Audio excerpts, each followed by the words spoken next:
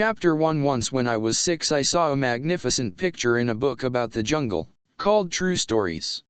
It showed a boa constrictor swallowing a wild beast. Here is a copy of the picture. In the book it said, boa constrictors swallow their prey whole, without chewing. Afterward they are no longer able to move, and they sleep for 6 months they need for digestion. In those days I thought a lot about jungle adventures, and eventually managed to make my first drawing, with a colored pencil. My drawing number 1 looked like this. I showed the grown ups my masterpiece, and I asked them if my drawing scared them. They answered, "Why should anyone be scared of a hat?" My drawing was not a picture of a hat. It was a picture of a boa constrictor digesting an elephant. Then I drew the inside of the boa constrictor, so the grown ups could understand. They always need explanations. My drawing number 2 looked like this. The grown ups advised me to put away my drawings of boa constrictors, outside or inside, and apply myself instead to geography, history, arithmetic, and grammar. That is why I gave up, at the age of 6, a magnificent career as an artist. I had been discouraged by the failure of my drawing number 1 and of my drawing number 2. Grown ups never understand anything by themselves, and it is exhausting for children to have to explain over and over again. So then I had to choose another career.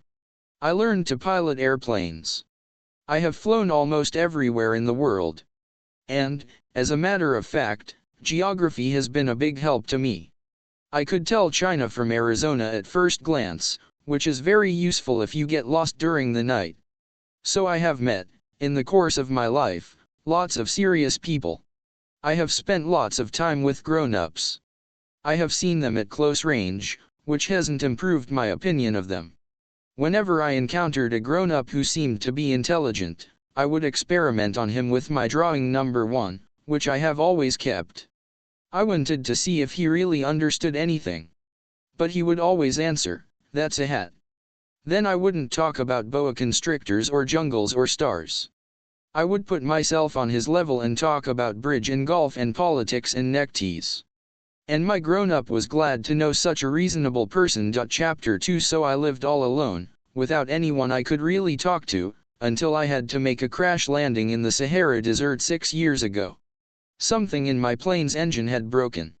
Since I had neither a mechanic nor passengers in the plane with me, I was preparing to undertake the difficult repair job by myself. For me it was a matter of life or death. I had only enough drinking water for 8 days. The first night, then, I went to sleep on the sand 1,000 miles from any inhabited country. I was more isolated than a man shipwrecked on a raft in the middle of the ocean. So you can imagine my surprise when I was awakened at daybreak by a funny little voice saying, "Please, draw me a sheep." What? Draw me a sheep? I leaped up as if I had been struck by lightning. I rubbed my eyes hard. I stared. And I saw an extraordinary little fellow staring back at me very seriously. Here is the best portrait one managed to make of him, later on. But of course my drawing is much less attractive than my model. This is not my fault. My career as a painter was discouraged at the age of 6 by the grown ups, and I had never learned to draw anything except boa constrictors, outside and inside. So I stared wide-eyed at this apparition. Don't forget that I was 1,000 miles from any inhabited territory. Yet this little fellow seemed to be neither lost nor dying of exhaustion, hunger, or thirst, nor did he seem scared to death. There was nothing in his appearance that suggested a child lost in the middle of the desert 1,000 miles from any inhabited territory. When I finally managed to speak, I asked him, "But, what are you doing here?" And then he repeated, very slowly and very seriously, "Please, draw me a sheep." When you encounter an overpowering mystery, you don't dare disobey. Absurd as it seemed, 1,000 miles from all inhabited regions and in danger of death, I took a piece of paper and a pen out of my pocket.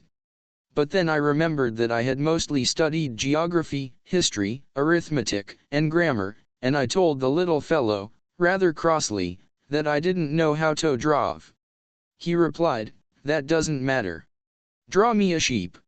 Since I had never drawn a sheep, I made him one of the only 2 drawings I knew how to make, the one of the boa constrictor from outside. And I was astounded to hear the little fellow answer, "No. No. I don't want an elephant inside a boa constrictor. A boa constrictor is very dangerous, and an elephant would get in the way. Where I live, everything is very small. I need a sheep. Draw me a sheep." So then I made a drawing. He looked at it carefully, and then said, "No. This one is already quite sick. Make another." I made another drawing. My friend gave me a kind, indulgent smile. "You can see for yourself, that's not a sheep, it's a ram. It has horns." So I made my 3rd drawing, but it was rejected. "Like the others, this one's too old. I want a sheep that will live a long time." So then, impatiently, since I was in a hurry to start work on my engine, I scribbled this drawing, and added, "This is just the crate. The sheep you want is inside." But I was amazed to see my young critic's face light up. "That's just the kind I wanted. Do you think this sheep will need a lot of grass?" "VVHY. Because where I live, everything is very small. There's sure to be enough. I've given you a very small sheep." He TMLT over the drawing. "Not so small as all that. Look. He's gone to sleep." And that's how I made the acquaintance of the Little Prince. Chapter 3. It took me a long time to understand where he came from. The Little Prince, who asked me so many questions, never seemed to hear the ones I asked him. It was things he said quite at random that, bit by bit, explained everything. For instance, when he first caught sight of my airplane, "I won't draw my airplane, that would be much too complicated for me," he asked. "Vayat's that thing over there." "It's not a thing. It flies. It's an airplane. My airplane." And I was proud to tell him I could fly. Then he exclaimed, "Vivihat. You fell out of the sky." "Yes," I said modestly. "Oh. That's funny." And the Little Prince broke into a lovely peal of laughter, which annoyed me a good deal. I like my misfortunes to be taken seriously. Then he added, "So you fell out of the sky, too. What planet are you from?" That was when I had the first clue to the mystery of his presence, and I questioned him sharply. "Do you come from another planet?" But he made no answer. He shook his head a little, still staring at my airplane. "Of course, that couldn't have brought you from very far." And he fell into a reverie that lasted a long while. Then, taking my sheep out of his pocket, he plunged into contemplation of his treasure. You can imagine how intrigued I was by this hint about other planets. I tried to learn more. "Where do you come from, little fellow? Vivi, here is this where I live of yours? Where will you be taking my sheep?" After a thoughtful silence he answered, "The good thing about the crate you've given me is that he can use it for a house after dark." "Of course. And if you're good, I'll give you a rope to tie him up during the day. And a stake to tie him to." This proposition seemed to shock the Little Prince. "Tie him up? What a funny idea. But if you don't tie him up, he'll wander off somewhere and get lost." My friend burst out laughing again. "Vivi, here could he go? Anywhere. Straight ahead." Then the Little Prince remarked quite seriously, "Even if he did, everything's so small where I live." And he added, perhaps a little sadly, "Straight ahead, you can't go very far." Chapter 4. That was how I had learned a second very important thing, which was that the planet he came from was hardly bigger than a house. That couldn't surprise me much. I knew very well that except for the huge planets like Earth, Jupiter, Mars, and Venus, which have been given names, there are hundreds of others that are sometimes so small that it's very difficult to see them through a telescope. When an astronomer discovers one of them, he gives it a number instead of a name. For instance, he would call it Asteroid 325. I have serious reasons to believe that the planet the Little Prince came from is asteroid B612. This asteroid has been sighted only once by telescope, in 1909 by a Turkish astronomer, who had then made a formal demonstration of his discovery at an international astronomical congress. But no one had believed him on account of the way he was dressed. Grown UPS are like that. Fortunately for the reputation of asteroid B612, a Turkish dictator ordered his people, on pain of death, to wear European clothes. The astronomer repeated his demonstration in 1920, wearing a very elegant suit. And this time everyone believed him. If I've told you these details about asteroid B612 and if I've given you its number, it is on account of the grown UPS. Grown UPS like numbers. When you tell them about a new friend, they never ask questions about what really matters. They never ask, what does his voice sound like? What games does he like best? Does he collect butterflies? They ask, how old is he? How many brothers does he have? How much does he weigh?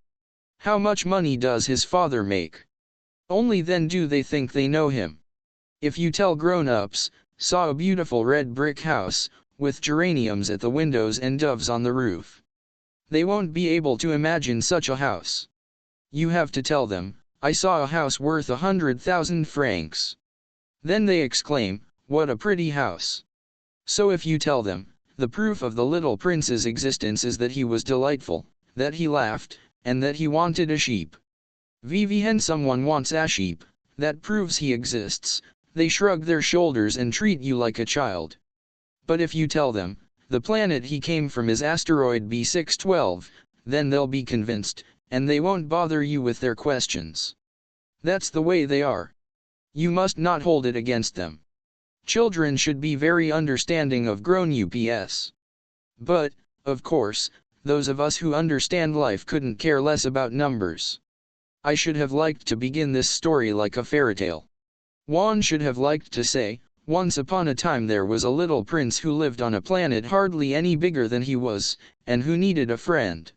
For those who understand life, that would sound much truer. The fact is, I don't want my book to be taken lightly.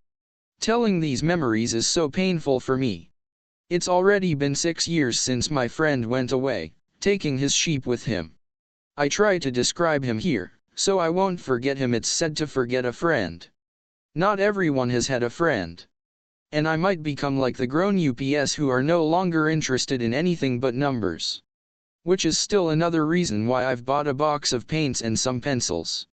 It's hard to go back to drawing, at my age, when you've never made any attempts since the one of a boa from inside and the one of a boa from outside, at the age of 6. I'll certainly try to make my portraits as true to life as possible. But I'm not entirely sure of succeeding. One drawing works, and the next no longer bears any resemblance. And I'm a little off on his height, too. In this one the little prince is too tall. And here is too short. And I'm uncertain about the color of his suit. So I grope in one direction and another, as best I can. In the end, I'm sure to get certain more important details all wrong. But here you'll have to forgive me. My friend never explained anything. Perhaps he thought I was like himself. But I, unfortunately, cannot see a sheep through the sides of a crate. I may be a little like the grown UPS. I must have grown old. Chapter 5 Every day I'd learn something about the little prince's planet, about his departure, about his journey. It would come quite gradually, in the course of his remarks. This was how I learned, on the 3rd day, about the drama of the baobabs. This time, too, I had the sheep to thank, for suddenly the little prince asked me a question, as if overcome by a grave doubt. Isn't it true that sheep eat bushes? Yes, that's right. Ah. I'm glad. I didn't understand why it was so important that sheep should eat bushes. But the little prince added, and therefore they eat baobabs, too. I pointed out to the little prince that baobabs are not bushes but trees as tall as churches, and that even if he took a whole herd of elephants back to his planet, that herd couldn't finish off a single baobab. The idea of the herd of elephants made the little prince laugh. We'd have to pile them on top of one another. But he observed perceptively, before they grow big, baobabs start out by being little. True enough. But why do you want your sheep to eat little baobabs? He answered, oh, come on. You know, as if we were talking about something quite obvious. and I was forced to make a great mental effort to understand this problem all by myself. And, in fact, on the little prince's planet there were, as on all planets, good plants and bad plants. The good plants come from good seeds, and the bad plants from bad seeds. But the seeds are invisible. They sleep in the secrecy of the ground until one of them decides to wake up. Then it stretches and begins to sprout, quite timidly at first, a charming, harmless little twig reaching toward the sun. If it's a radish seed, or a rosebush seed, you can let it sprout all it likes. But if it's the seed of a bad plant, you must pull the plant up right away, as soon as you can recognize it. As it happens, there were terrible seeds on the little prince's planet, baobab seeds. The planet's soil was infested with them. Now if you attend to a baobab too late, you can never get rid of it again. It overgrows the whole planet. Its roots pierce right through. And if the planet is too small, and if there are too many baobabs, they make it burst into pieces. It's a question of discipline, the little prince told me later on. When you've finished washing and dressing each morning, you must tend your planet. You must be sure you pull up the baobabs regularly, as soon as you can tell them apart from the rose bushes, which they closely resemble when they're very young. It's very tedious work, but very easy. And one day he advised me to do my best to make a beautiful drawing, for the edification of the children where I live. If they travel someday, he told me, it could be useful to them. Sometimes there's no harm in postponing your work until later. But with baobabs, it's always a catastrophe. I knew one planet that was inhabited by a lazy man. He had neglected 3 bushes. So, following the little prince's instructions, I have drawn that planet. I don't much like assuming the tone of a moralist. But the danger of baobabs is so little recognized, and the risks run by anyone who might get lost on an asteroid are so considerable, that for once I am making an exception to my habitual reserve. I say, children, watch out for baobabs. It's to warn my friends of a danger of which they, like myself, have long been unaware that I worked so hard on this drawing. The lesson I'm teaching is worth the trouble. You may be asking, why are there no other drawings in this book as big as the drawing of the baobabs? There's a simple answer, I tried but I couldn't manage it. When I drew the baobabs, I was inspired by a sense of urgency. Chapter 6 O Little Prince. Gradually, this was how I came to understand your sad little life. For a long time your only entertainment was the pleasure of sunsets. I learned this new detail on the morning of the 4th day when you told me, I really like sunsets. Let's go look at one now. But we have to wait. Had for the sun to set. At first you seemed quite surprised, and then you laughed at yourself. And you said to me, I think I'm still at home. Indeed. When it's noon in the United States, the sun, as everyone knows, is setting over France. If you could fly to France in 1 minute, you could watch the sunset. Unfortunately France is much too far. But on your tiny planet, all you had to do was move your chair a few feet. And you would watch the twilight whenever you wanted to. One day I saw the sun set 44 times. And a little later you added, you know, when you're feeling very sad, sunsets are wonderful. On the day of the 44 times, were you feeling very sad? But the little prince didn't answer. Chapter 7 On the 5th day, thanks again to the sheep, another secret of the little prince's life was revealed to me.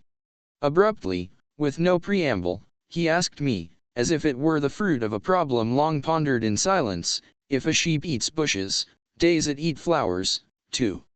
A sheep eats whatever it finds. Even flowers that have thorns. Yes. Even flowers that have thorns. Then what good are thorns? I didn't know. At that moment I was very busy trying to unscrew a bolt that was jammed in my engine. I was quite worried, for my plane crash was beginning to seem extremely serious, and the lack of drinking water made me fear the worst. Had good are thorns. The little prince never let go of a question once he had asked it. I was annoyed by my jammed bolt, and I answered without thinking. Thorns are no good for anything, they're just the flower's way of being mean. Oh. But after a silence, he lashed out at me, with a sort of bitterness. I don't believe you. Flowers are weak. They're naive. They reassure themselves whatever way they can. They believe their thorns make them frightening. I made no answer. At that moment I was thinking, if this bolt stays jammed, I'll knock it off with the hammer. Again the little prince disturbed my reflections. Then you think flowers? No, not at all. I don't think anything. I just said whatever came into my head. I'm busy here with something serious. He stared at me, astounded. Something serious. He saw me holding my hammer, my fingers black with grease, bending over an object he regarded as very ugly. You talk like the grown ups. That made me a little ashamed. But he added, mercilessly, you confuse everything. We got it all mixed up. He was really very annoyed. He tossed his golden curls in the wind. I know a planet inhabited by a red-faced gentleman. He's never smelled a flower. He's never looked at a star. He's never loved anyone. He's never done anything except add up numbers. And all day long he says over and over, just like you, I'm a serious man. I'm a serious man. And that puffs him up with pride. But he's not a man at all, he's a mushroom. He's a what? A mushroom. The little prince was now quite pale with rage. For millions of years flowers have been producing thorns. For millions of years sheep have been eating them all the same. And it's not serious, trying to understand why flowers go to such trouble to produce thorns that are good for nothing? It's not important, the war between the sheep and the flowers? It's no more serious and more important than the numbers that fat red gentleman is adding up. Suppose I happen to know a unique flower, one that exists nowhere in the world except on my planet, one that a little sheep can wipe out in a single bite one morning, just like that, without even realizing what he's doing. That isn't important. His face turned red now, and he went on. If someone loves a flower of which just one example exists among all the millions and millions of stars, that's enough to make him happy when he looks at the stars. He tells himself, my flower's up there somewhere. But if the sheep eats the flower, then for him it's as if, suddenly, all the stars went out. And that isn't important. He couldn't say another word. All of a sudden he burst out sobbing. Night had fallen. I dropped my tools. What did I care about my hammer, about my bolt, about thirst and death? There was, on one star, on one planet, on mine, the earth, a little prince to be consoled. I took him in my arms. I rocked him. I told him, the flower you love is not in danger. I'll draw you a muzzle for your sheep. I'll draw you a fence for your flower. I didn't know what to say. How clumsy I felt. I didn't know how to reach him, where to find him. It's so mysterious, the land of tears. Chapter 8 I soon learned to know that flower better. On the little prince's planet, there had always been very simple flowers, decorated with a single row of petals so that they took up no room at all and got in no one's way. They would appear one morning in the grass, and would fade by nightfall. But this one had grown from a seed brought from who knows where, and the little prince had kept a close watch over a sprout that was not like any of the others. It might have been a new kind of baobab. But the sprout soon stopped growing and began to show signs of blossoming. The little prince, who had watched the development of an enormous bud, realized that some sort of miraculous apparition would emerge from it, but the flower continued her beauty preparations in the shelter of her green chamber, selecting her colors with the greatest care and dressing quite deliberately, adjusting her petals one by one. She had no desire to emerge all rumpled, like the poppies. She wished to appear only in the full radiance of her beauty. Oh yes, she was quite vain. And her mysterious adornment had lasted days and days. And then one morning, precisely at sunrise, she showed herself. And after having labored so painstakingly, she yawned and said, "Ah! I'm hardly awake. Forgive me. I'm still all untidy." But the little prince couldn't contain his admiration. "How lovely you are! Aren't I?" the flower answered sweetly. "And I was born the same time as the sun." The little prince realized that she wasn't any too modest, but she was so dazzling. "I believe it is breakfast time," she had soon added. "Would you be so kind as to tend to me?" And the little prince, utterly abashed, having gone to look for a watering can, served the flower. She had soon begun tormenting him with her rather touchy vanity. One day, for instance, alluding to her 4 thorns, she remarked to the little prince, "I'm ready for tigers, with all their claws." "There are no tigers on my planet," the little prince had objected, "and besides, tigers don't eat weeds." "I am not a weed," the flower sweetly replied. "Forgive me. I am not at all afraid of tigers, but I have a horror of drafts." "You wouldn't happen to have a screen?" "A horror of drafts. That's not a good sign, for a plant," the little prince had observed. "How complicated this flower is. After dark you will put me under glass. How cold it is where you live, quite uncomfortable. Where I come from but she suddenly broke off. She had come here as a seed. She couldn't have known anything of other worlds.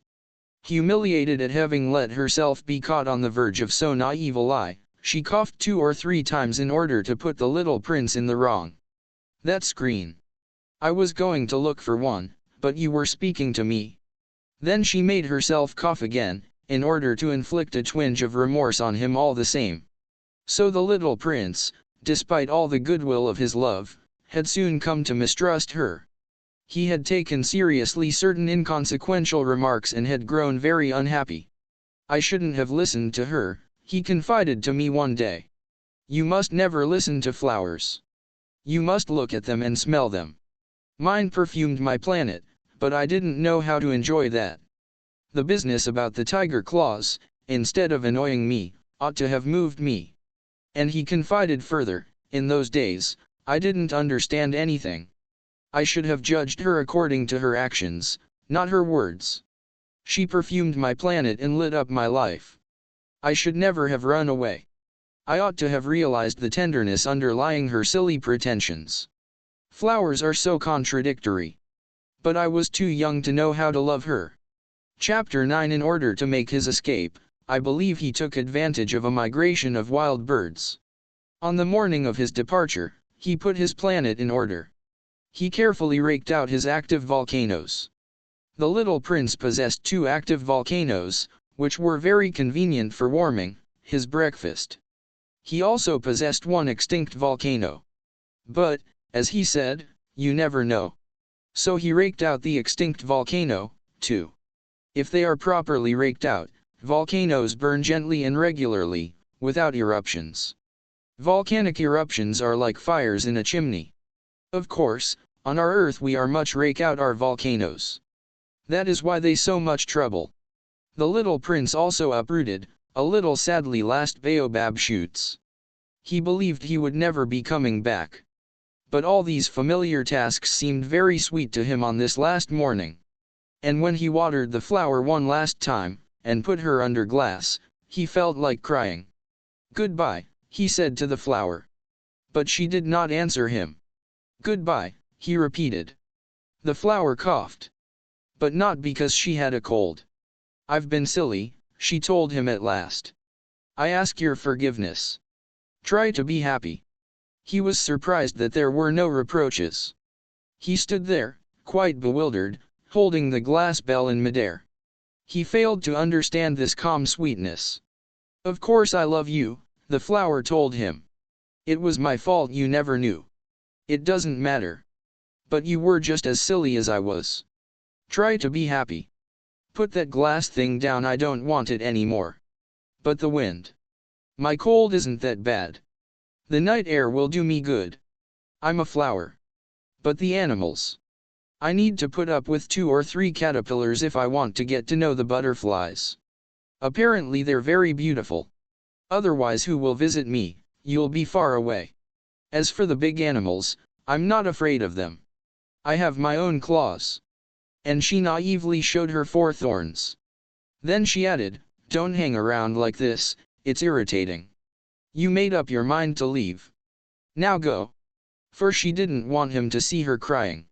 She was such a proud flower, Chapter 10. He happened to be in the vicinity of asteroids 325, 326, 327, 328, 329, and 330. So he began by visiting them, to keep himself busy and to learn something. The first one was inhabited by a king. Wearing purple and ermine, he was sitting on a simple yet majestic throne. "Ah! Here's a subject," the king exclaimed when he caught sight of the little prince. And the little prince wondered, how can he know who I am if he's never seen me before? He didn't realize that for kings, the world is extremely simplified, all men are subjects. "Approach the throne so I can get a better look at you," said the king, very proud of being a king for someone at last. The little prince looked around for a place to sit down, but the planet was covered by the magnificent ermine cloak. So he remained standing, and since he was tired, he yawned. "It is a violation of etiquette to yawn in a king's presence," the monarch told him. "I forbid you to do so." "I can't help it," answered the little prince, quite embarrassed. "I've made a long journey, and I haven't had any sleep." "Then I command you to yawn," said the king. "I haven't seen anyone yawn for years. For me, yawns are a curiosity. Come on, yawn again. It is an order." "That intimidates me, I can't do it now," said the little prince, blushing deeply. Well, the king replied. "Then I command you to yawn sometimes and sometimes too." He was sputtering a little, and seemed annoyed.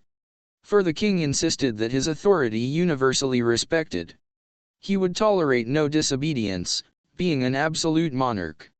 But since he was a kindly man, all his commands were reasonable. "If I were to command," he would often say, "if I were to command a general to turn into a seagull, and if the general did not obey, that would not be the general's fault. It would be mine." "May I sit down?" the little prince timidly inquired. "I command you to sit down," the king replied, majestically gathering up a fold of his ermine robe. But the little prince was wondering. The planet was tiny. Over what could the king really reign? "Sire," he ventured, "excuse me for asking." "I command you to ask," the king hastened to say. "Sire, over what do you reign?" "Over everything," the king answered, with great simplicity. "Over everything." With a discreet gesture the king pointed to his planet, to the other planets, and to the stars. "Over all that?" asked the little prince. "Over all that," the king answered. For not only was he an absolute monarch, but a universal monarch as well. "And do the stars obey you?" "Of course," the king replied. "They obey immediately. I tolerate no insubordination." Such power amazed the little prince. If he had wielded it himself, he could have watched not 44 but 72, or even 100, even 200 sunsets on the same day without ever having to move his chair. And since he was feeling rather sad on account of remembering his own little planet, which he had forsaken, he ventured to ask a favor of the king. "I'd like to see a sunset." "Do me a favor, your majesty." "Command the sun to set." "If I commanded a general to fly from one flower to the next like a butterfly, or to write a tragedy, or to turn into a seagull, and if the general did not carry out my command, which of us would be in the wrong, the general, or me?" "You would be," said the little prince, quite firmly. "Exactly. One must command from each what each can perform," the king went on. "Authority is based first of all upon reason. If you command your subjects to jump in the ocean, there will a revolution. I am entitled to command obedience because my orders are reasonable." "Then my sunset," insisted the little prince, who never let go of a question once he had asked it. "You shall have your sunset. I shall command it. But I shall wait, according to my science of government, until conditions are favorable." "And when will that be?" inquired the little prince. Well, replied the king, first consulting a large calendar. Well, that will be around, that will be tonight around 7:40. And you'll see how well I am obeyed." The little prince yawned. He was regretting his lost sunset. And besides, He was already growing a little bored. "I have nothing further to do here," he told the king. "I'm going to be on my way." "Do not leave," answered the king, who was so proud of having a subject. "Do not leave, I shall make you my minister." "A minister of what?" Of justice." "But there's no one here to judge." "You never know," the king told him. "I have not yet explored the whole of my realm. I am very old, I have no room for a carriage, and it wearies me to walk." "Oh, but I've already seen for myself," said the little prince, leaning forward to glance one more time at the other side of the planet. "There's no one over there, either." "Then you shall pass judgment on yourself," the king answered. "That is the hardest thing of all. It is much harder to judge yourself than to judge others.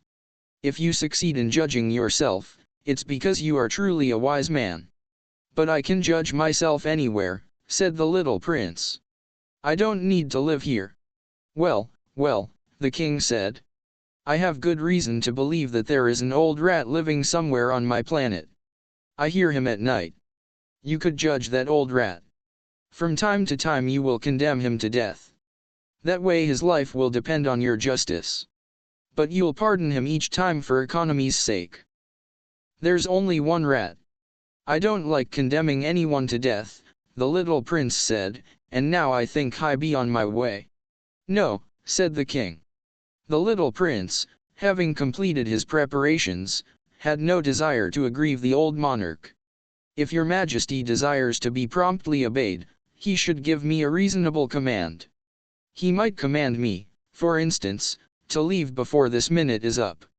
It seems to me that conditions are favorable." The king having made no answer, the little prince hesitated at first, and then, with a sigh, took his leave. "I make you my ambassador," the king hastily shouted after him. He had a great air of authority. "Grown ups are so strange," the little prince said to himself as he went on his way. Chapter 11. The second planet was inhabited by a very vain man. "Ah! A visit from an admirer," he exclaimed when he caught sight of the little prince, still at some distance. To vain men, other people are admirers. "Hello," said the little prince. "That's a funny hat you're wearing." "It's for answering acclamations," the very vain man replied. "Unfortunately, no one ever comes this way." "Is that so?" said the little prince, who did not understand what the vain man was talking about. "Clap your hands," directed the man. The little prince clapped his hands, and the vain man tipped his hat in modest acknowledgement. "This is more entertaining than the visit to the king," the little prince said to himself. And he continued clapping. The very vain man continued tipping his hat in acknowledgement. After 5 minutes of this exercise, the little prince tired of the game's monotony. "And what would make the hat fall off?" he asked, but the vain man did not hear him. Vain men never hear anything but praise. "Do you really admire me a great deal?" he asked the little prince. "What does that mean, admire?"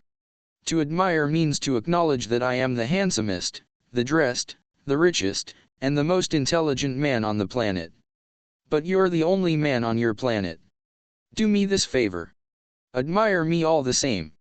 "I admire you," said the little prince, with a little shrug of his shoulders, "but what is there about my admiration that interests you so much?" And the little prince went on his way. "Grown ups are certainly very strange," he said to himself as he continued on his journey. Chapter 12. The next planet was inhabited by a drunkard. This visit was a very brief one, but it plunged the little prince into a deep depression. "What are you doing there?" he asked the drunkard, whom he found sunk in silence before a collection of empty bottles and a collection of full ones. "Drinking," replied the drunkard, with a gloomy expression. "Why are you drinking?" the little prince asked. "To forget," replied the drunkard. "To forget what?" inquired the little prince, who was already feeling sorry for him. "To forget that I'm ashamed," confessed the drunkard, hanging his head. "What are you ashamed of?" inquired the little prince, who wanted to help. "Of drinking," concluded the drunkard, withdrawing into silence for good. And the little prince went on his way, puzzled. Grown UPS are certainly very, very strange, he said to himself as he continued on his journey. Chapter 13. The fourth planet belonged to a businessman. This person was so busy that he didn't even raise his head when the little prince arrived. "Hello," said the little prince. "Your cigarette's gone out. 3 and 2 make 5. 5 and 7, 12. 12 and 3, 15. Hello. 15 and 7, 22. 22 and 6, 28. No time to light it again. 26 and 5, 31. Yeah. That amounts to 501,622,731. 500 million what? You're still there? 501 million. I don't remember. I have so much work to do. I'm a serious man. I can't be bothered with trifles. 2 and 5, 7. 501 million what? Repeated the little prince, who had never in his life let go of a question once he had asked it. The businessman raised his head. For the 54 years I've inhabited this planet, I've been interrupted only 3 times. The first time was 22 years ago, when I was interrupted by a beetle that had fallen onto my desk from God knows where. It made a terrible noise, and I made 4 mistakes in my calculations. The second time was 11 years ago, when I was interrupted by a fit of rheumatism.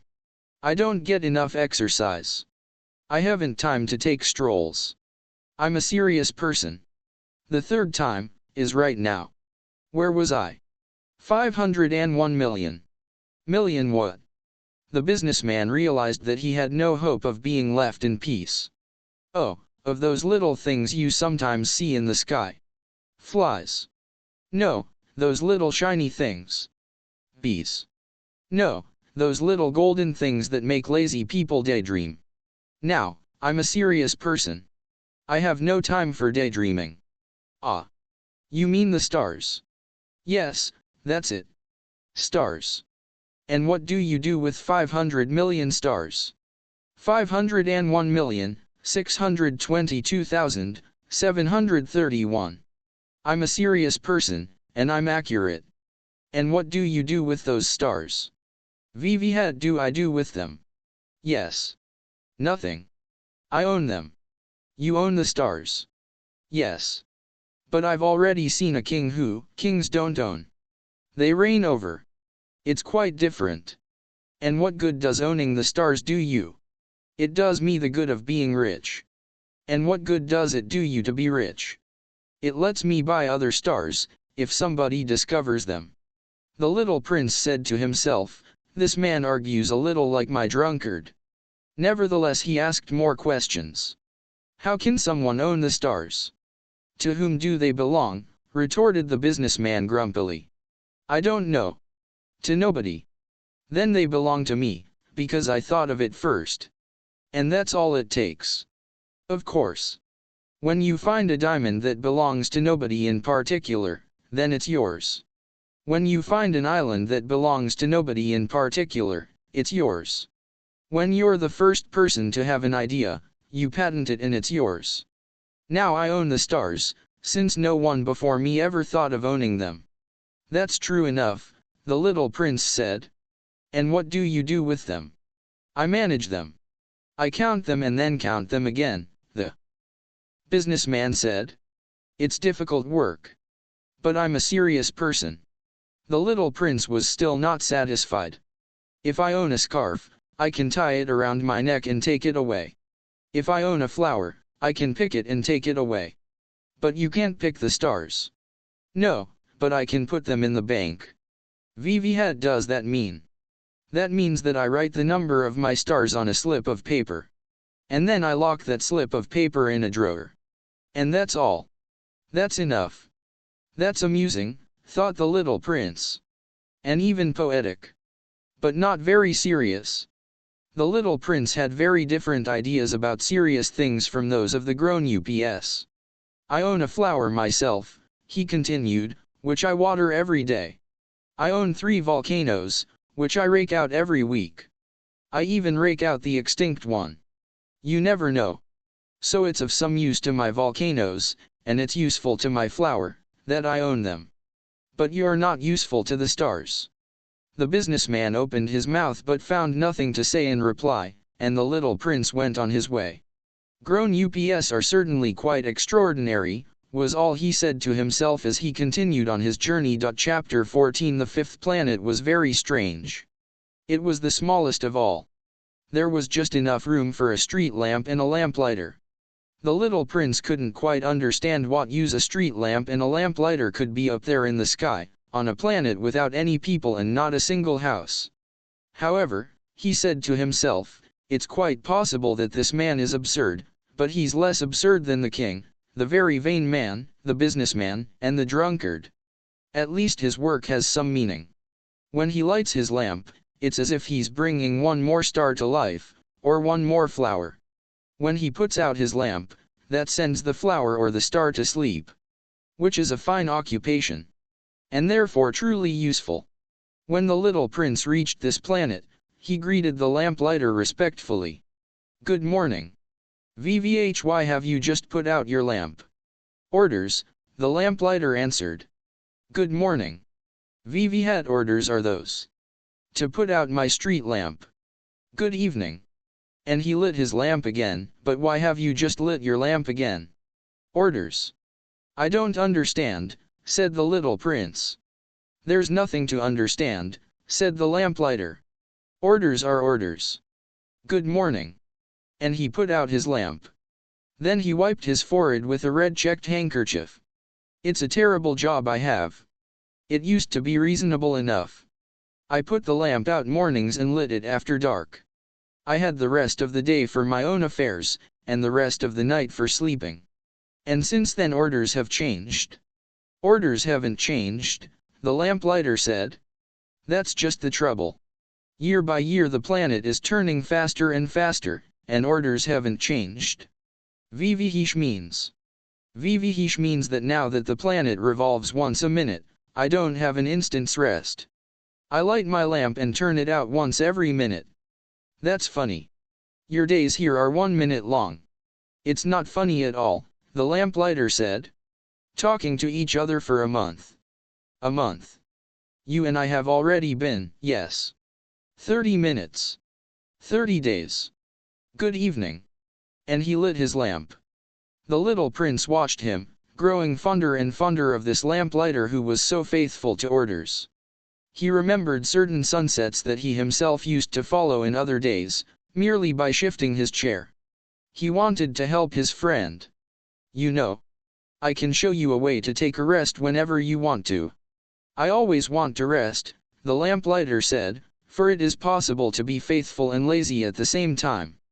The little prince continued, your planet is so small that you can walk around it in 3 strides. All you have to do is walk more slowly, and you'll always be in the sun. When you want to take a rest, just walk. And the day will last as long as you want it to.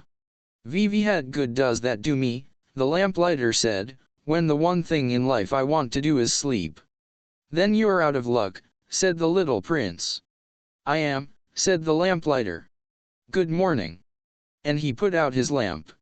Now that man, the little prince said to himself as he continued on his journey, that man would be despised by all the others, by the king, by the very vain man, by the drunkard, by the businessman. Yet he's the only one who doesn't strike me as ridiculous. Perhaps it's because he's thinking of something beside himself. He heaved a sigh of regret and said to himself, again, that man is the only one I might have made my friend. But his planet is really too small. There's not room for 2.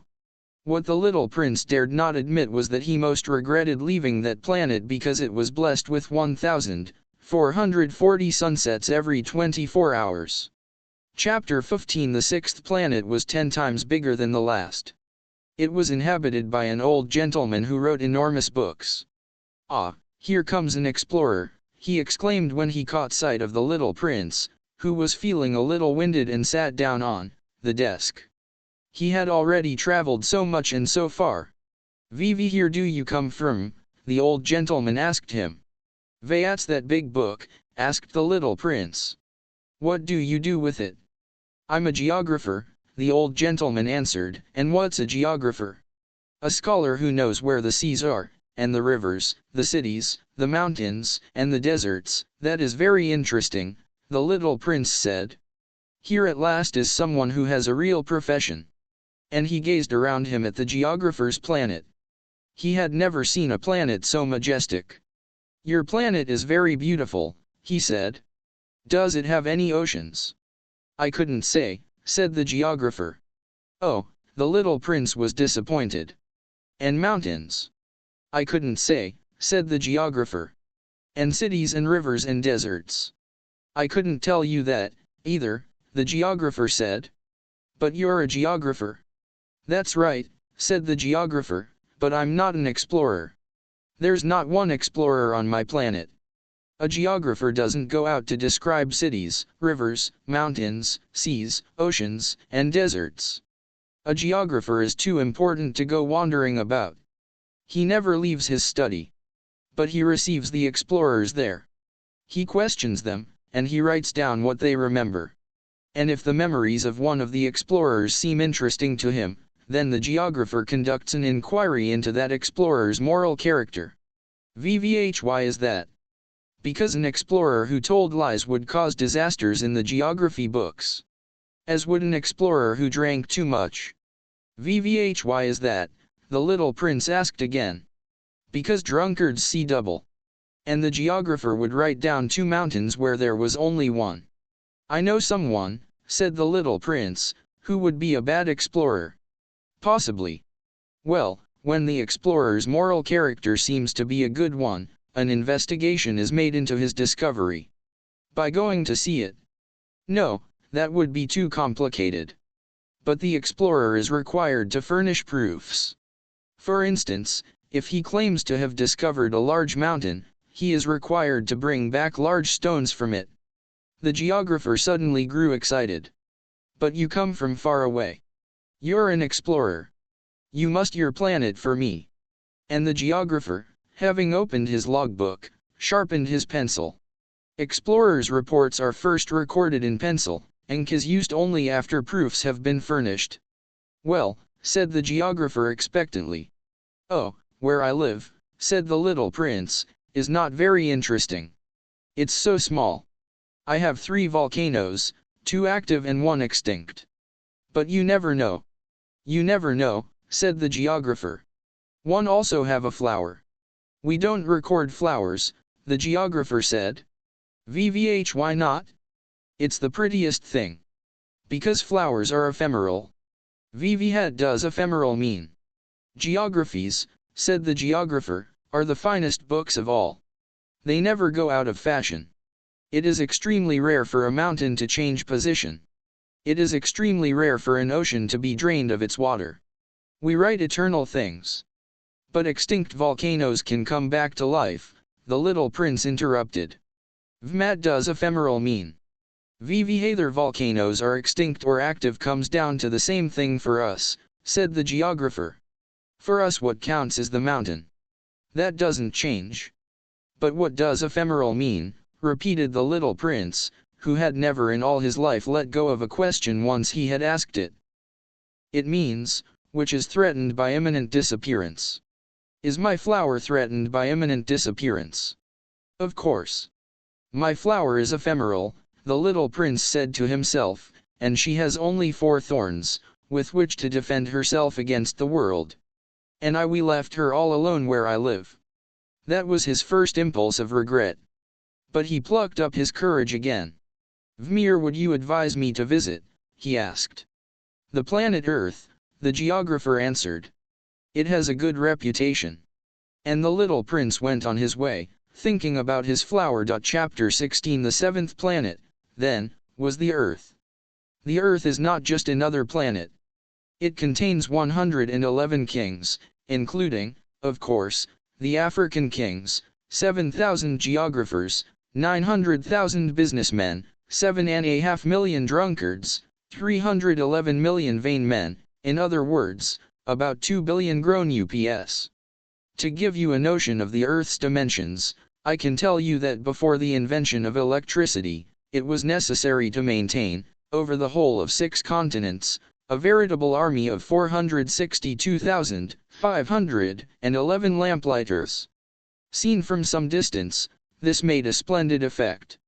The movements of this army were ordered like those of a ballet. First came the turn of the lamplighters of New Zealand and Australia, then these, having lit their street lamps, would go home to sleep. Next it would be the turn of the lamplighters of China and Siberia to perform their steps in the lamplighters' ballet, and then they too would vanish into the wings. Then came the turn of the lamplighters of Russia and India. Then those of Africa and Europe. Then those of South America, and of North America. And they never missed their cues for their appearances on stage. It was awe-inspiring. Only the lamplighter of the single street lamp at the North Pole and his colleague of the single street lamp at the South Pole led carefree, idle lives. They worked twice a year. Chapter 17 Trying to be witty leads to lying, more or less. Mad, I just told you about the lamplighters isn't completely true, and I risk giving a false idea of our planet to those who don't know it. Men occupy very little space on Earth. If the 2 billion inhabitants of the globe were to stand close together, as they might for some big public event, they would easily fit into a city block that was 20 miles long and 20 miles wide. You could crowd all humanity onto the smallest Pacific islet. Grown UPS, of course, won't believe you. They're convinced they take up much more room. They consider themselves as important as the baobabs. So you should advise them to make their own calculations. They love numbers, and they'll enjoy it. But don't waste your time on this extra task. It's unnecessary, trust me. So once he reached Earth, the little prince was quite surprised not to see anyone. He was beginning to fear he had come to the wrong planet, when a moon-colored loop uncoiled on the sand. "Good evening," the little prince said, just in case. "Good evening," said the snake. "What planet have I landed on?" asked the little prince. "On the planet Earth, in Africa," the snake replied. "Ah. And are there no people on Earth?" "It's the desert here." "There are no people in the desert." "Earth is very big," said the snake. The little prince sat down on a rock and looked up into the sky. "I wonder," he said, "if the stars are lit up so that each of us can find his own, someday. Look at my planet, it's just overhead. But so far away." "It's lovely," the snake said. "What have you come to Earth for?" "I'm having difficulties with a flower," the little prince said. "Ah," said the snake. And they were both silent. Here are the people." The little prince finally resumed the conversation. "It's a little lonely in the desert." "It's also lonely with people," said the snake. The little prince looked at the snake for a long time. "You're a funny creature," he said at last, "no thicker than a finger." "But I'm more powerful than a king's finger," the snake said. The little prince smiled. "You're not very powerful. You don't even have feet. You couldn't travel very far." "I can take you further than a ship," the snake said. He coiled around the little prince's ankle, like a golden bracelet. "Anyone I touch, I send back to the land from which he came," the snake went on. "But you're innocent, and you come from a star." The little prince made no reply. "I feel sorry for you, being so weak on this granite Earth," said the snake. "I can help you, someday, if you grow too homesick for your planet." "I can." "Oh, I understand just what you mean," said the little prince, "but why do you always speak in riddles?" "I solve them all," said the snake. And they were both silent. Chapter 8 And the little prince crossed the desert and encountered only one flower. A flower with 3 petals, a flower of no consequence. "Good morning," said the little prince. "Good morning," said the flower. Here are the people," the little prince inquired politely. The flower had one day seen a caravan passing. "People? There are 6 or 7 of them, I believe, in existence. I caught sight of them years ago. But you never know where to find them. The wind blows them away. They have no roots, which hampers them a good deal."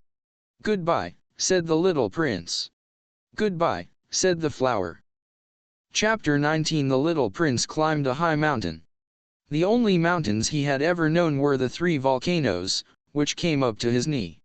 And he used the extinct volcano as a footstool.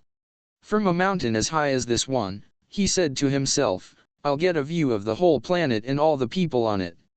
But he saw nothing but rocky peaks as sharp as needles. Hello, he said, just in case. Hello. Hello. Hello.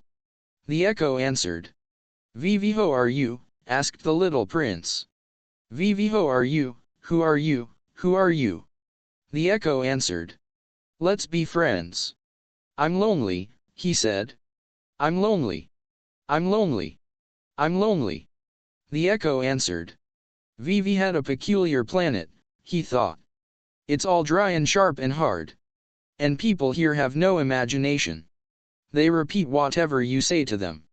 Where I live I had a flower, she always spoke first. Chapter 12. But it so happened that the little prince, having walked a long time through sand and rocks and snow, finally discovered a road. And all roads go to where there are people. Good morning, he said. It was a blossoming rose garden. Good morning, said the roses.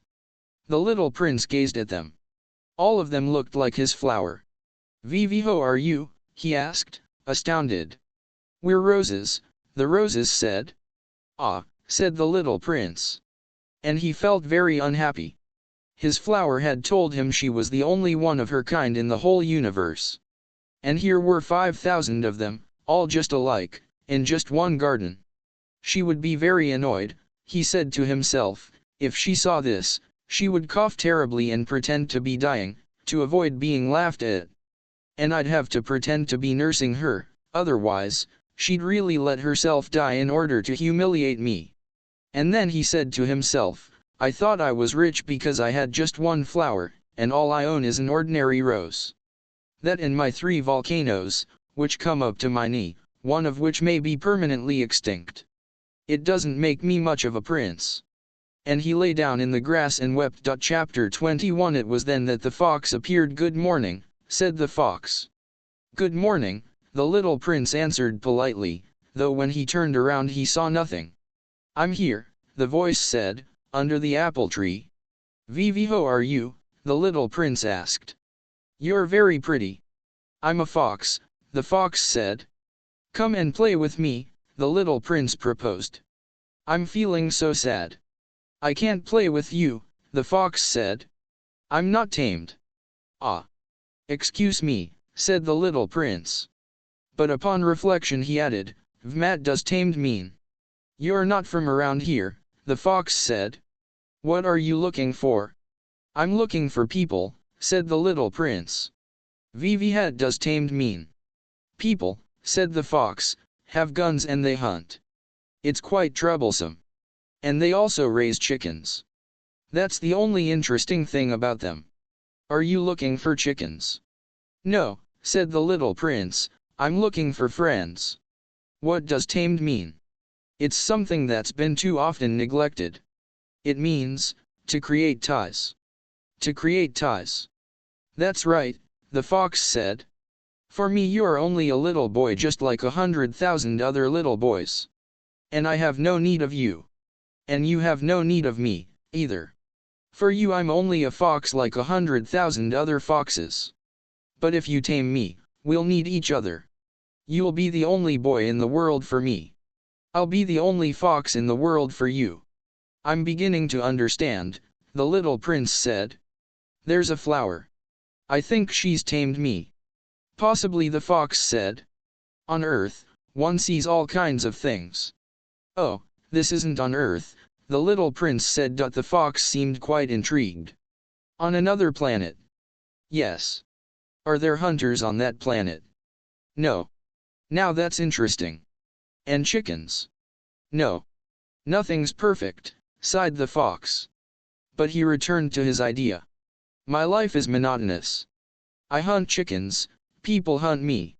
All chickens are just alike, and all men are just alike. So I'm rather bored. But if you tame me, my life will be filled with sunshine. I'll know the sound of footsteps that will be different from all the rest. Other footsteps send me back underground. Yours will call me out of my burrow like music. And then, look. You see the wheat fields over there? I don't eat bread. For me wheat is of no use whatever. Wheat fields say nothing to me. Which is sad. But you have hair the color of gold. So it will be wonderful, once you've tamed me. The wheat, which is golden, will remind me of you. And I'll love the sound of the wind in the wheat. The fox fell silent and stared at the little prince for a long while. Please, tame me, he said. I'd like to, the little prince replied. L1T I haven't much time. I have friends to find and so many things to learn. The only things you learn are the things you tame, said the fox. People haven't time to learn anything. They buy things ready-made in stores. But since there are no stores where you can buy friends, people no longer have friends. If you want a friend, tame me. What do I have to do? Asked the little prince. You have to be very patient, the fox answered. First you'll sit down a little ways away from me, over there, in the grass. I'll watch you out of the corner of my eye, and you won't say anything. Language is the source of misunderstandings. But day by day, you'll able to sit a little closer. The next day the little prince returned. It would have been better to return at the same time, the fox said. For instance, if you come at 4 in the afternoon, I'll begin to be happy by 3. The closer it gets to 4, the happier I'll feel. By 4 I'll be all excited and worried, I'll discover what it costs to be happy. But if you come at any old time, I'll never know when I should prepare my heart. There must rights. What's a right? Asked the little prince. That's another thing that's been too often neglected, said the fox. It's the fact that one day is different from the other days, 1 hour from the other hours. My hunters, for example, have a right. They dance with the village girls on Thursdays. So Thursday's a wonderful day, I can take a stroll all the way to the vineyards. If the hunters danced whenever they chose, the days would all be just alike, and I'd have no holiday at all. That was how the little prince tamed the fox. And when the time to leave was near, the fox said, I shall weep. It's your own fault, the little prince said. Harm, but you insisted that I tame you. Yes, of course, the fox said. I never wanted to do you any, but you're going to weep, said the little prince. Yes, of course, the fox said. Then you get nothing out of it. I get something, the fox said, because of the color of the wheat. Then he added, go look at the roses again. You'll understand that yours is the only rose in all the world. Then come back to say goodbye, and I'll make you the gift of a secret. The little prince went to look at the roses again. You're not at all like my rose.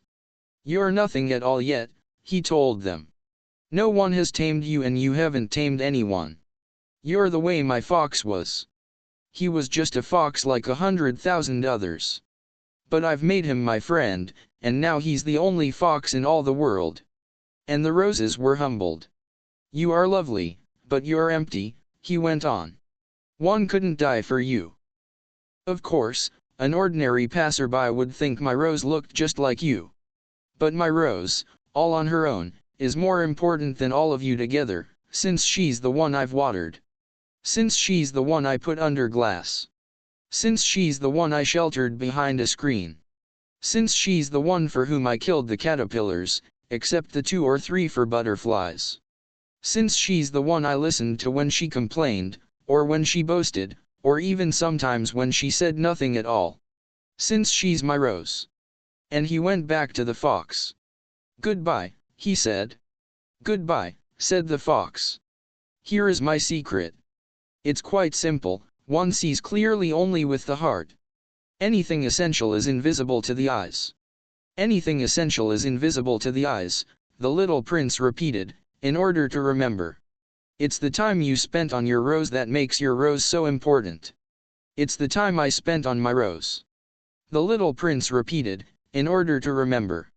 People have forgotten this truth, the fox said. But you mustn't forget it. You become responsible forever for what you've tamed. You're responsible for your rose. I'm responsible for my rose. The little prince repeated, in order to remember. Chapter 22 Good morning, said the little prince. "Good morning," said the railway switchman. "What is it that you do here?" asked the little prince. "I sort the travelers into bundles of 1,000, the switchman said. "I dispatch the trains that carry them, sometimes to the right, sometimes to the left." And a brightly lit express train, roaring like thunder, shook the switchman's cabin. "Had a hurry therein," said the little prince. "What are they looking for? Not even the engineer on the locomotive knows," the switchman said. And another brightly lit express train thundered by in the opposite direction. "Are they coming back already?" asked the little prince. "They're not the same ones," the switchman said. "It's an exchange."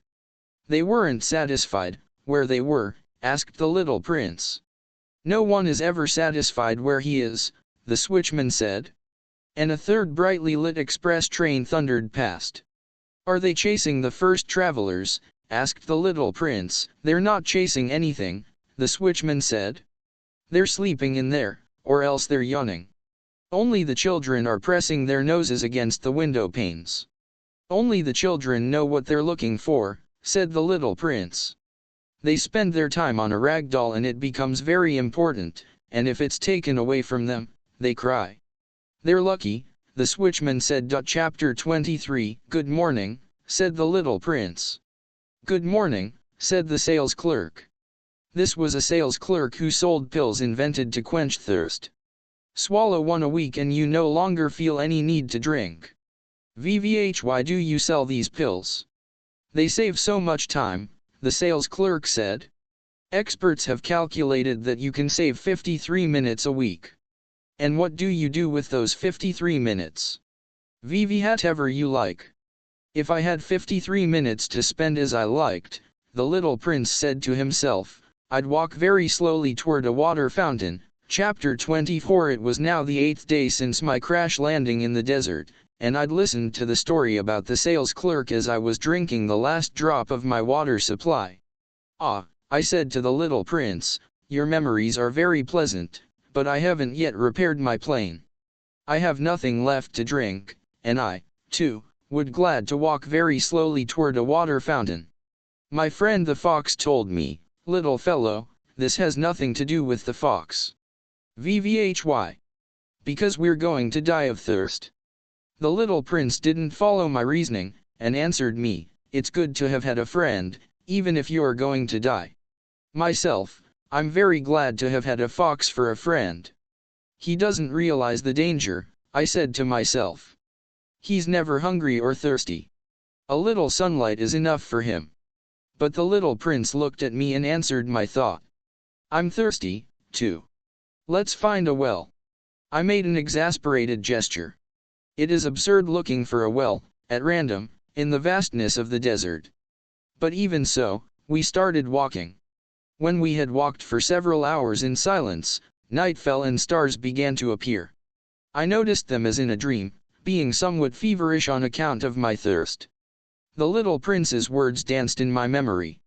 "So you're thirsty, too?" I asked. But he didn't answer my question. He merely said to me, "Water can also be good for the heart." I didn't understand his answer, but I said nothing. I knew by this time that it was no use questioning him. He was tired. He sat down.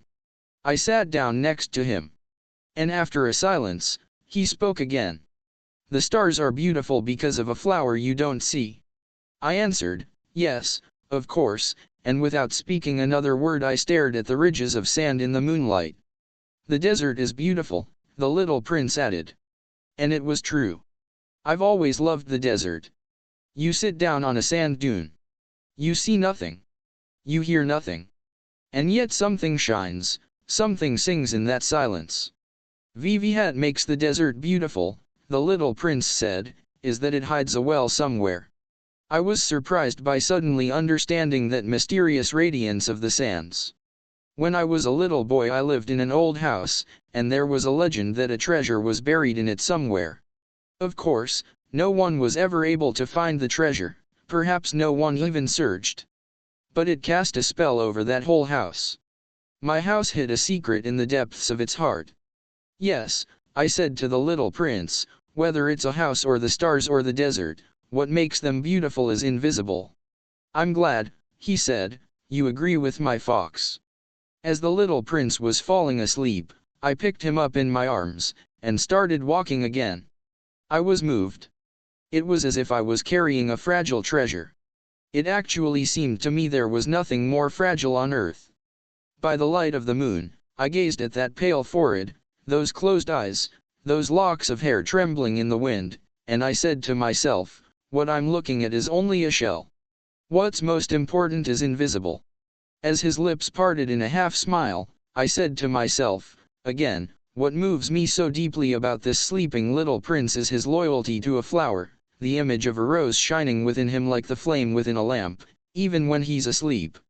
And I realized he was even more fragile than I had thought. Lamps must protected, a gust of wind can blow them out. And walking on like that, I found the well at daybreak. Chapter 25 The Little Prince said, people start out in express trains, but they no longer know what they're looking for. Then they get all excited and rush around in circles. And he added, it's not worth the trouble. The well we had come to was not at all like the wells of the Sahara. The wells of the Sahara are no more than holes dug in the sand. This one looked more like a village well. But there was no village here, and I thought I was dreaming. It's strange, I said to the little prince, everything is ready, the pulley, the bucket, and the rope. He laughed, grasped the rope, and set the pulley working. And the pulley groaned the way an old weather vane groans when the wind has been asleep a long time. Hear that, said the little prince. We've awakened this well and it's singing. I didn't want him to tire himself out. Let me do that, I said to him. It's too heavy for you. Slowly I hoisted the bucket to the edge of the well. I set it down with great care. The song of the pulley continued in my ears, and I saw the sun glisten on the still trembling water. I'm thirsty for that water, said the little prince. Let me drink some. And I understood what he'd been looking for. I raised the bucket to his lips. He drank, eyes closed. It was as sweet as a feast. That water was more than merely a drink. It was born of our walk beneath the stars, of the song of the pulley, of the effort of my arms. It did the heart good, like a present.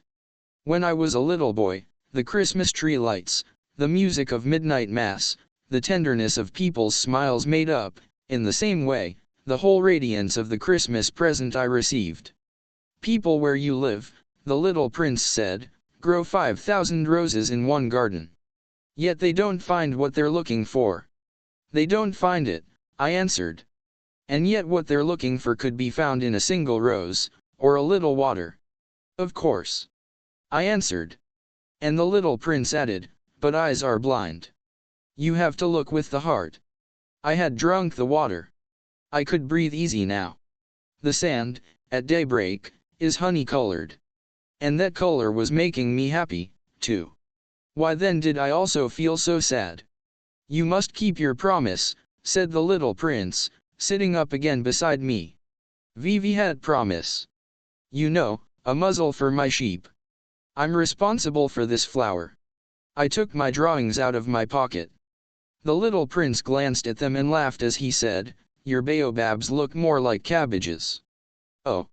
I had been so proud of the baobabs. Your fox, his ears, look more like horns, and they're too long. And he laughed again. You're being unfair, my little prince, I said. I never knew how to draw anything but boas from the inside and boas from the outside. Oh, that'll be all right, he said. Children understand. So then I drew a muzzle. And with a heavy heart I handed it to him. You've made plans I don't know about. But he didn't answer. He said, you know, my fall to earth. Tomorrow will be the first anniversary. Then, after a silence, he continued. I landed very near here. And he blushed. And once again, without understanding why, I felt a strange grief. However, a question occurred to me, then it wasn't by accident that on the morning I met you, 8 days ago, you were walking that way, all alone, 1,000 miles from any inhabited region? Were you returning to the place where you fell to earth? The little prince blushed again. And I added, hesitantly, perhaps on account of the anniversary. The little prince blushed once more. He never answered questions, but when someone blushes, doesn't that mean yes? Ah, I said to the little prince, I'm afraid. But he answered, you must get to work now. You must get back to your engine. I'll wait here. Come back tomorrow night. But I wasn't reassured. I remembered the fox. You risk tears if you let yourself be tamed. Chapter 26. Beside the well, there was a ruin, an old stone wall. When I came back from my work the next evening, I caught sight of my little prince from a distance. He was sitting on top of the wall, legs dangling. And I heard him talking. Don't you remember, he was saying. This isn't exactly the place. Another voice must have answered him then, for he replied, oh yes, it's the right day, but this isn't the place. I continued walking toward the wall. I still could neither see nor hear anyone, yet the little prince answered again, of course. You'll see where my tracks begin on the sand. Just wait for me there. I'll be there tonight. I was 20 yards from the wall and still saw no one. Then the little prince said, after a silence, your poison is good? You're sure it won't make me suffer long? I stopped short, my heart pounding, but I still didn't understand. Now go away, the little prince said. I want to get down from here. Then I looked down toward the foot of the wall, and gave a great start. There, coiled in front of the little prince, was one of those yellow snakes that can kill you in 30 seconds.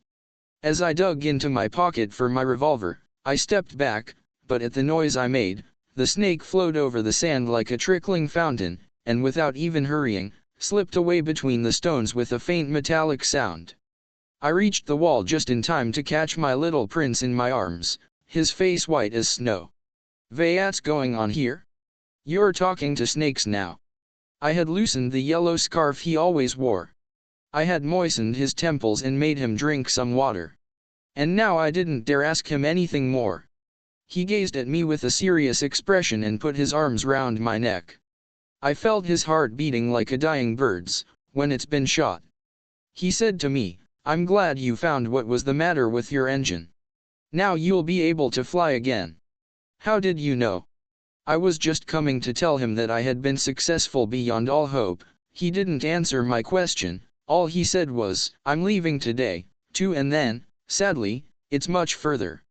It's much more difficult. I realized that something extraordinary was happening. I was holding him in my arms like a little child, yet it seemed to me that he was dropping headlong into an abyss, and I could do nothing to hold him back. His expression was very serious now, lost and remote. I have your sheep. And I have the crate for it. And the muzzle. And he smiled sadly. I waited a long time. I could feel that he was reviving a little. Little fellow, you were frightened. Of course he was frightened. But he laughed a little. I'll be much more frightened tonight. Once again I felt chilled by the sense of something irreparable. And I realized I couldn't bear the thought of never hearing that laugh again. For me it was like a spring of fresh water in the desert. Little fellow, I want to hear you laugh again. But he said to me, tonight, it'll be a year. My star will be just above the place where I fell last year. Little fellow, it's a bad dream, isn't it? All this conversation with the snake and the meeting place and the star. But he didn't answer my question. All he said was, the important thing is what can't be seen. Of course. It's the same as for the flower. If you love a flower that lives on a star, then it's good, at night, to look up at the sky. All the stars are blossoming. Of course. It's the same for the water. The water you gave me to drink was like music, on account of the pulley and the rope. You remember? It was good. Of course. At night, you'll look up at the stars. It's too small, where I live, for me to show you where my star is. It's better that way. My star will be, one of the stars, for you. So you'll like looking at all of them. They'm all your friends. And besides, I have a present for you. He laughed again. Ah, little fellow, I love hearing that laugh. That'll be my present. Just that. It'll be the same as for the water. What do you mean? People have stars, but they aren't the same. For travelers, the stars are guides. For other people, they're nothing but tiny lights. And for still others, for scholars, they're problems. For my businessman, they were gold. But all those stars are silent stars. You, though, you'll have stars like nobody else. What do you mean? When you look up at the sky at night, since I'll be living on one of them, since I'll be laughing on one of them, for you it'll be as if all the stars are laughing. You'll have stars that can laugh. And he laughed again. And when you're consoled, everyone eventually is consoled. You'll be glad you've known me. You'll always be my friend. You'll feel like laughing with me. And you'll open your window sometimes just for the fun of it. And your friends will be amazed to see you laughing while you're looking up at the sky. Then you'll tell them, yes, it's the stars, they always make me laugh. And they'll think you're crazy. It'll be a nasty trick I played on you. And he laughed again. And it'll be as if I had given you, instead of stars, a lot of tiny bells that know how to laugh. And he laughed again. Then he grew serious once more. Tonight, you know, don't come. I won't leave you. It'll look as if I'm suffering. It'll look a little as if I'm dying. It'll look that way. Don't come to see that, it's not worth the trouble. I won't leave you. But he was anxious. I'm telling you this, on account of the snake. He mustn't bite you. Snakes are nasty sometimes. They bite just for fun. I won't leave you. But something reassured him. It's true they don't have enough poison for a second bite. That night I didn't see him leave. He got away without making a sound. When I managed to catch up with him, he was walking fast, with determination. All he said was, "Ah, you're here." And he took my hand. But he was still anxious. You were wrong to come. You'll suffer. I look as if I'm dead, and that won't be true. I said nothing. You understand. It's far. I can't take this body with me. It's too heavy. I said nothing. But it'll be like an old abandoned shell. There's nothing said about an old shell. I said nothing. He was a little disheartened now. But he made one more effort. It'll be nice, you know. I'll be at the stars, too. All the stars will be wells with a rusty pulley. All the stars will pour out water for me to drink. I said nothing. And it'll be fun. You'll have 500 million little bells, I'll have 500 million springs of fresh water. And he, too, said nothing, because he was weeping. Here's the place. Let me go on alone. And he sat down because he was frightened. Then he said, you know, my flower. I'm responsible for her. And she's so weak. And so naive. She has 4 ridiculous thorns to defend her against the world. I sat down, too, because I was unable to stand any longer. He said, there. That's all. He hesitated a little longer, then he stood up. He took a step. I couldn't move. There was nothing but a yellow flash close to his ankle. He remained motionless for an instant. He didn't cry out. He fell gently, the way a tree falls. There wasn't even a sound, because of the sand. Chapter 27. And now, of course, it's been 6 years already. I've never told this story before. The friends who saw me again were very glad to see me alive. I was sad, but I told them, it's fatigue. Now I'm somewhat consoled. That is, not entirely. But I know he did get back to his planet because at daybreak I didn't find his body. It wasn't such a heavy body. And at night I love listening to the stars. It's like 500 million little bells. But something extraordinary has happened. When I drew that muzzle for the little prince, I forgot to put in the leather strap. He could never have fastened it on his sheep. And then I wonder, what's happened there on his planet? Maybe the sheep has eaten the flower. Sometimes I tell myself, of course not. The little prince puts his flower under glass, and he keeps close watch over his sheep. Then I'm happy. And all the stars laugh sweetly. Sometimes I tell myself, Anyone might be distracted once in a while, and that's all it takes. One night he forgot to put her under glass, or else the sheep got out without making any noise, during the night. Then the bells are all changed into tears. It's all a great mystery. For you, who love the little prince, too. As for me, nothing in the universe can be the same if somewhere, no one knows where, a sheep we never saw has or has not eaten a rose. Look up at the sky. Ask yourself, has the sheep eaten the flower or not? And you'll see how everything changes. And no grown-up will ever understand how such a thing could be so important. For me, this is the loveliest and the saddest landscape in the world.